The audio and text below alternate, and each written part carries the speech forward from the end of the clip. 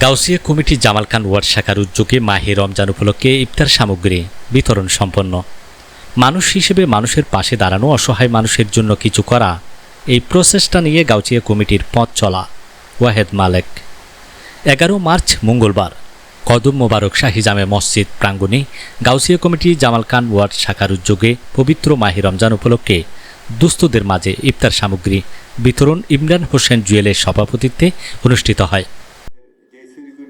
বীজ উৎপাদন হয়েছে ওনার পরিবার থেকে, ওনাকে আমরা এই এতে প্রধান অতিথি হিসেবে উপস্থিত ছিলেন দৈনিক আজাদী পরিচালনা সম্পাদক ও গাউসিয়া কমিটি কেন্দ্রীয় পরিষদের সদস্য ওয়াহেদ মালেক। গাউসিয়া কমিটি জামিয়া আহমদিয়ার ইউকে অঙ্গ সংগঠন বহুত বালাহামল্লাই তারা জড়িত। আমরা চেষ্টা করি যাতে হুজুর কেবলার নির্দেশনা অনুযায়ী আমরা সাধারণ মানুষের কাছে সব ব্যাংকডল্যা সেবা সুবিধা পৌঁছে দিবার লাই।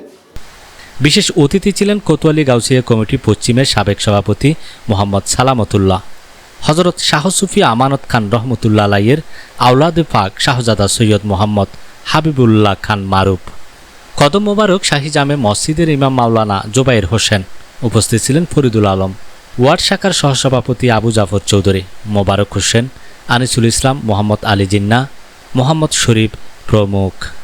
ওয়াহেদ মালেক বলেন, মানুষ হিসেবে মানুষের পাশে দাঁড়ানো, অসহায় মানুষের জন্য কিছু করা, এই প্রচেষ্টা নিয়ে গাউসিয়া কমিটি এগিয়ে যাচ্ছে।